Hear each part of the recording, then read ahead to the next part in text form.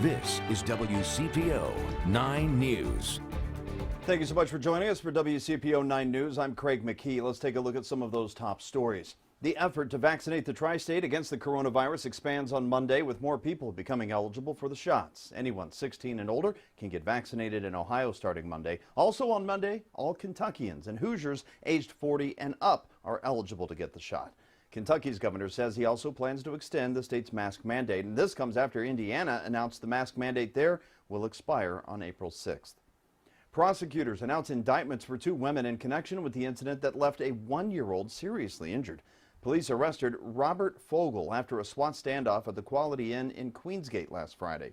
He's charged with 1 count of child endangering, also 1 count of felonious assault. Prosecutors say the child's mother, Kayla Dragston, left her in the care of Fogel and Mary Hensley.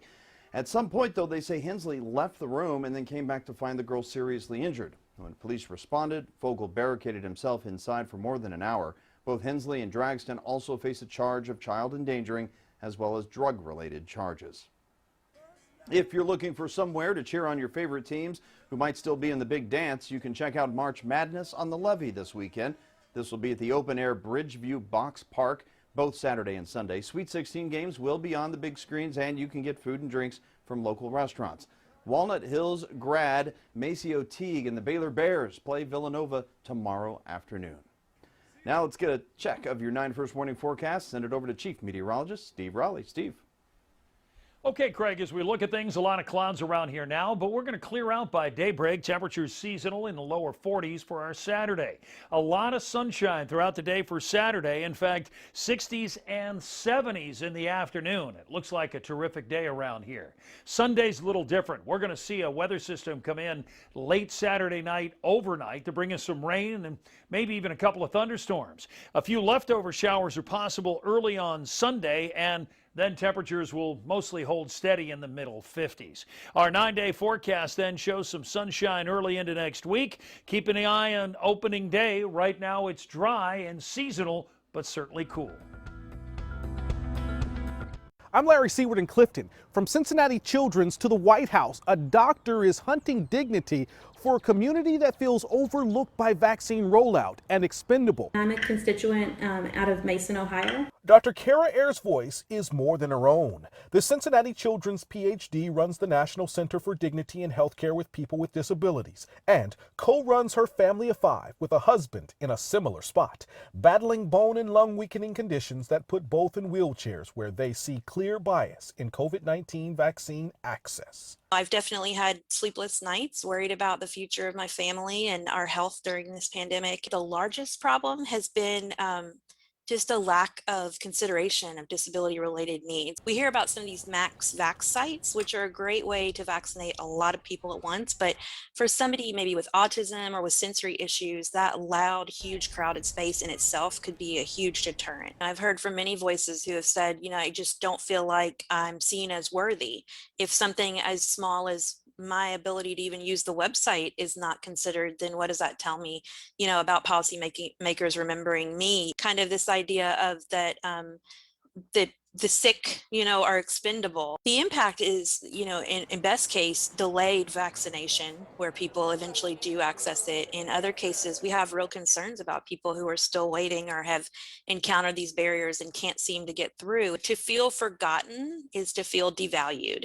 And I myself know of the wealth of benefits that our disability community bring to every community, family, school, place of employment that they are present within.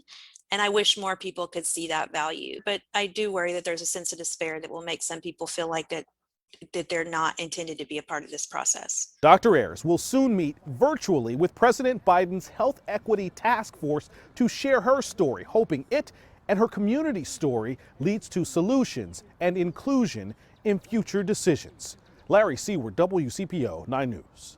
I'm Marielle Carbone. For the last year, the curtain has been down and the stage dark here at the Warsaw Incline Theater in Price Hill. But better days are ahead. 4 shows by Cincinnati Landmark Productions here at the farm sold out in just one day.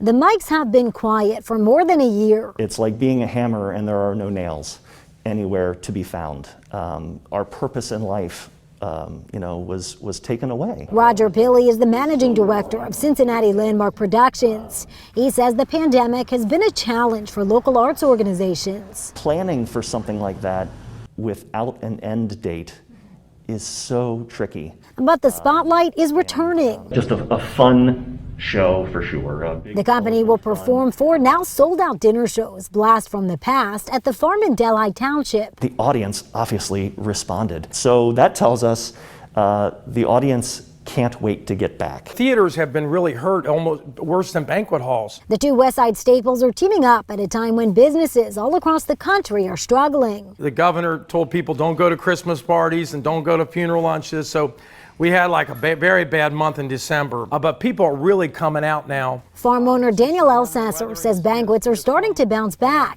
He even hosted this wedding in January. And now with the stage shows that we're going to be having here, that's going to definitely help us also.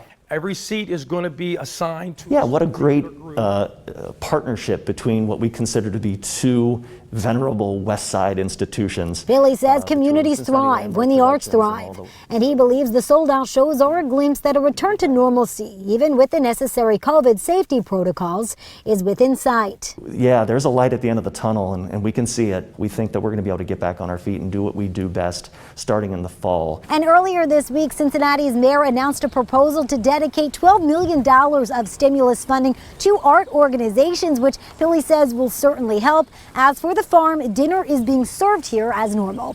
In Delhi Township, I'm Marielle Carbone, WCPO 9 News.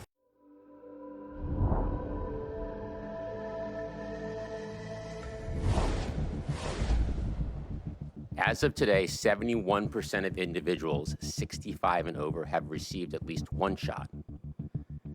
That's important because seniors sadly account for 80% of COVID deaths. As the vaccination numbers continue to rise, there's more good news regarding the storage of the Pfizer vaccine. The European Medicines Agency has new data which shows the Pfizer vaccine can be stored at normal freezer temperature for 2 weeks. The new storage option gives more flexibility with its distribution, as the Pfizer vaccine originally had to be stored in expensive ultra-cold freezers. Colorado prosecutors are still searching for why the shooting suspect killed 10 people at a grocery store on Monday. A Boulder district attorney says finding the motive is the focus of the investigation. The victims' families and the community are desperate to know the motive. We want to know the motive, and that's going to be the focus of all our efforts going forward. Whether or not we're able to determine it remains to be seen. 21-year-old Alyssa is expected to face additional charges in the next couple of weeks. The district attorney says those will include attempted murder charges stemming from the gunfire exchange with responding officers. The storms that spawned tornadoes killing at least 5 in Alabama struck western Georgia on Friday. Firefighters went door to door in Noonan to do safety checks and to help with downed trees and assess structural damage. Tornado warning sirens went off, giving the city's 40,000 residents 15 to 20 minutes advance notice. At least one person died in Georgia. Very catastrophic damage, just stuff that's unbelievable. I kind of think about this kind of stuff when you look out in the Midwest.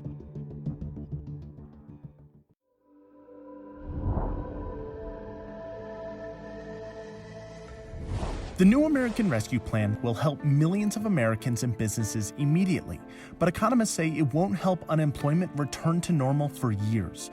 We spoke with one who explains why it might take so long. We are in a jobs hole that's on the order of 12 million jobs. Where most labor economists might see numbers, It's just enormous. Heidi Shearholz sees people. I see the real people's lives. It's not abstract. I missed the first part because my son was making a lot of noise. Can you repeat that, please? People like Stephanie Dudley, who now knows the loving struggle of a life as a full-time mom having lost her job last March. I feel like they're at 11 of the average boy scale, if it were to go up to 10. Hi. For the better part of the last year, they have been her reality. What's it been like spending a lot of time with your mom when she's been at home? I don't really know. Two sons, ages 11 and 8, who provide distraction from the daily disappointment of not being able to find work. I think overall it's sluggish. Although unemployment right now is well below its April 2020 high, it is still nearly twice as high as pre-pandemic levels. This will help so many people. It's just a sort of a groundbreaking package. Heidi says the American Rescue Plan passed by Congress gives imperative. She says those $1,400 checks will be a huge boost to people and the economy, but not necessarily unemployment, even though more loans are coming to businesses. It takes more time, to have a business get formed, builds happen, hire people. So it's not going to happen overnight. In its most recent report, the Congressional Budget Office said the U.S. economy would reach its pre-pandemic output by this summer, which is faster than expected, but says unemployment won't reach its pre-pandemic level until the year 2024. We know that things will be improving by then, but we are still going to have a big jobs hole on September 6th. There won't be enough jobs to go around by then. It's why Heidi wishes the unemployment benefits were extended longer in the plan, knowing this issue will be around to stay. I'm not really playing a game or anything, even though there's a switch right here. Even if it has given some parents the opportunity to mom like never before. But together they can be pretty rowdy, but a lot of fun. A lot of fun. I'm Dan Grossman reporting.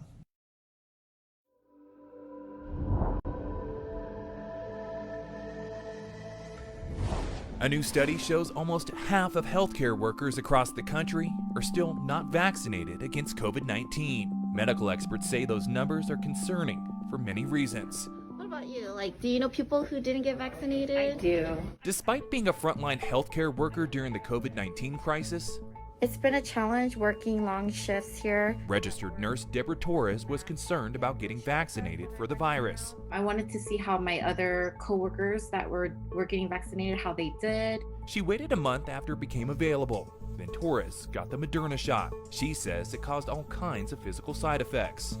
I got the chills, nausea, dizziness. I had a fever, and I was very fatigued. And that lasted for an entire day. Torres works at a major hospital in Southern California. I know people who get bad reactions when they get the flu shot, and so they don't want to get the COVID shot. Or many of her coworkers are still reluctant to get vaccinated. It's not that they're anti-vaccine, it's just that they're hesitant right now because it's new. A new study by the Kaiser Family Foundation in partnership with the Washington Post found 48% of frontline healthcare workers, nearly half, are unvaccinated, which is concerning for some medical experts. So it's also a patient safety issue. If you get vaccinated, you're much less likely to give COVID in the workplace. Dr. William Schaffner is an infectious disease specialist with Vanderbilt University Medical Center and a consultant for the CDC. He understands the concerns healthcare workers have about getting vaccinated, but says when they don't, it could increase transmission rates and also impact others' decisions. If the nurses don't get vaccinated and people ask them and they discover that the nurses are wary, of course, because nurses are trusted, the neighbors and friends will be wary of getting vaccinated also. While Torres did get vaccinated, she still supports her coworkers that haven't. I don't have any judgment towards them, and I don't think any different from them. Saying it's normal to be nervous about something new. I think a lot of people, for the most part, it's a safety issue. Even when working the front lines of a pandemic. If you don't want to get vaccinated, it's your choice. It's your free will to do that. I'm Kai Beach reporting.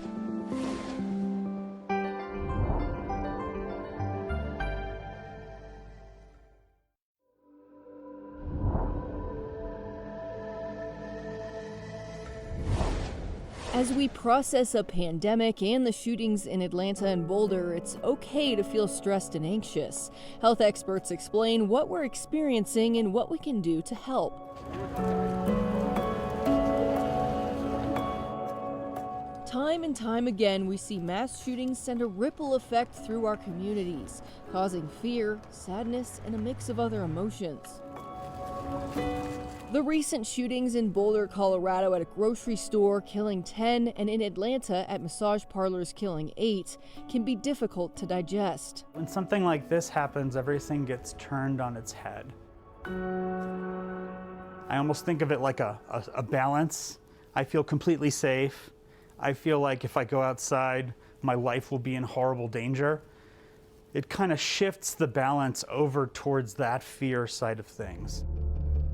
Dr. Joseph Sochet is a psychiatrist. He says this just compounds with the emotions we've already been feeling throughout the pandemic. During COVID, anxiety was up, depression was up. People that were predisposed to have paranoid thinking had more paranoid thinking. Once you're kind of primed to be afraid, you can be more afraid. Health experts say we were already dealing with this flux of anxiety and stress. It's almost like we're already set to be sensitive because we've been dealing with so much stress over the past year. There are two types of stress. There are those things that we can get control over, and there are those types of stress that we have no control over, right? Like a mass shooting. Like, when's the next one going to happen? Well, nobody knows. But there are processes we can think through to help ourselves and others. The best thing that you can do when you're feeling stressed is just to say, I'm stressed. Like, just own it. Our fight or flight response is in the amygdala part of the brain. And when we acknowledge that we're stressed, it actually goes to our frontal lobes where we problem solve.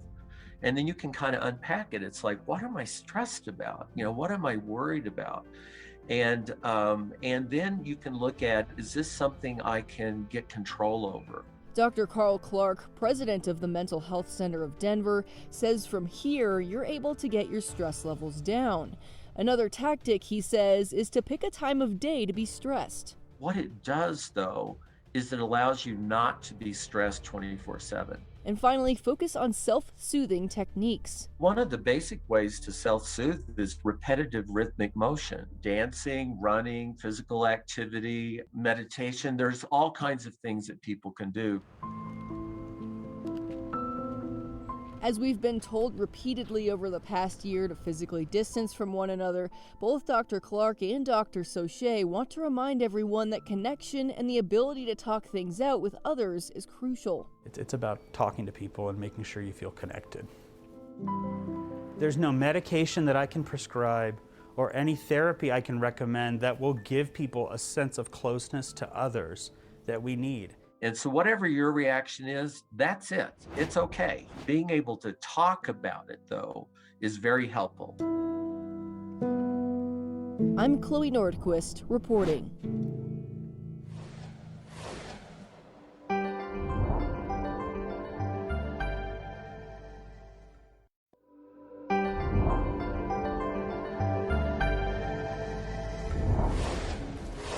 Some employees of Darden restaurants are getting a raise. Darden owns several major chains, including Olive Garden, Cheddar's Scratch Kitchen, and Longhorn Steakhouse. The company says its hourly employees will be taking home at least $10 an hour, including tips, starting next week. That will increase to $11 next year and to $12 in 2023. The change will affect about 20% of workers.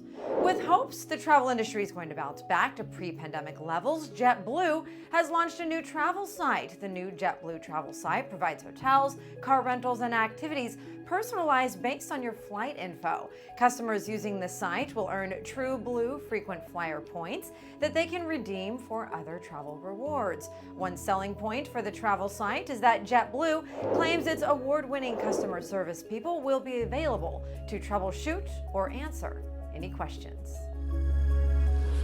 Hi there, I'm Chief Meteorologist Steve Raleigh. We're seeing some clearing as we head through tonight, and we're going to start the weekend with some nice sunshine. It'll be sunny all for our Saturday until we get to the nighttime hours. Temperatures will be mild, but you'll see what happens late Saturday night, overnight Sunday. Some rain, and then we get some cooler air for Sunday. So we've got some changes throughout the weekend. Let me show you how this all works. For tonight, we're going to see that clearing, 43 degrees by morning. Then for our Saturday, plenty of sunshine. Temperatures through the day in the 60s and 70s in the afternoon. Now, late at night, we'll see that rain in the front and this kind of system roll through, and as a result, we have a chance for showers Sunday morning, and then it looks like temperatures much cooler and holding steady in the 50s. Our 9-day forecast shows how, as we get into next week, we're keeping an eye on opening day, and it's going to be on the cool side.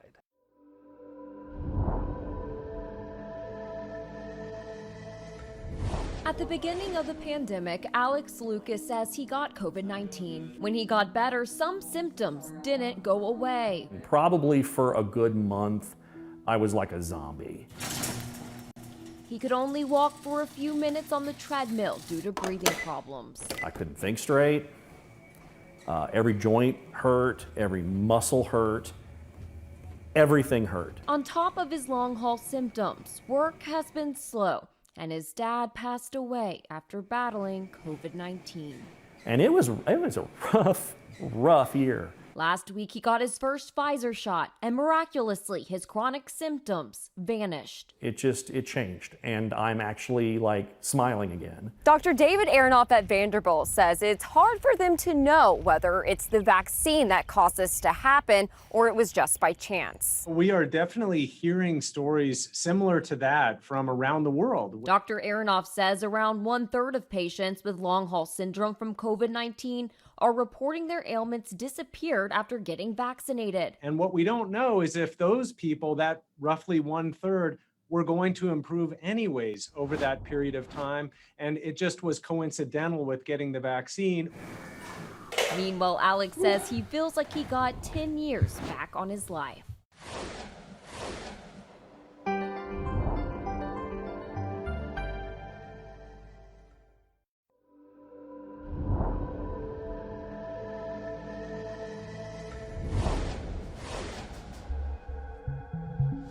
The wedding industry is slowly bouncing back with trends that could be around for years. Engaged couples are committed to tying the knot with new perspective on what it means to get married.